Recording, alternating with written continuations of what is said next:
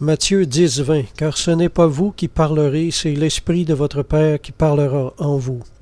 Le premier accomplissement de cette prophétie-là se trouve en Actes 6, 10, en la personne d'Étienne, selon qu'il est écrit « Il ne pouvait résister à sa sagesse et à l'esprit par lequel il parlait ».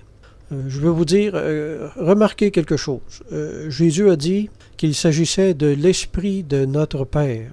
Mais en Luc 21, qui est un passage parallèle, Jésus dit « Car je vous donnerai une bouche et une sagesse, telle que vos adversaires ne pourront leur résister ou contredire. » En Luc 21, 14, 15.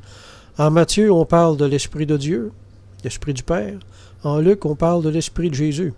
On en a une autre preuve de la divinité de Jésus-Christ. On voit que l'Esprit du Père et l'Esprit de Jésus sont synonymes.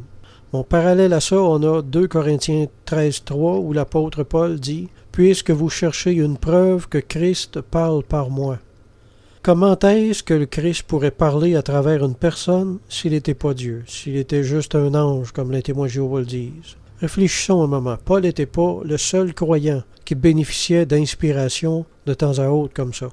Il y a des millions de chrétiens dans le monde. Si le Christ peut parler par la bouche d'un grand nombre de chrétiens simultanément de par le monde, c'est donc dire que Jésus-Christ peut être partout à la fois. Or, on sait que l'omniprésence est un privilège strictement divin.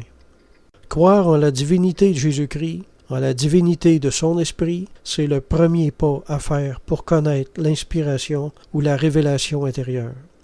Voulez-vous faire l'expérience dont Jésus parle ici, que son esprit parle en nous? Voulez-vous connaître ce que c'est que parler par inspiration ou par révélation de l'esprit? Voulez-vous faire cette expérience-là? Bien, commencez par ne rien préparer avant la prédication ou le témoignage. Essayez ça. Ayez la foi de vous attendre au Seigneur pour les paroles, comme Abraham a eu la foi de s'attendre au Seigneur pour pourvoir à un sacrifice. Si vous êtes pasteur, faites l'expérience suivante. Préparez pas de sermon dimanche prochain. Préparez-vous vous-même par la prière. Attendez-vous au Seigneur pour vous inspirer les paroles que lui désire que vous prononciez. C'est par de telles pratiques de foi, de confiance que vous allez recevoir tôt ou tard et développer des dons spirituels que Dieu veut vous donner peut-être depuis très très longtemps. Amen.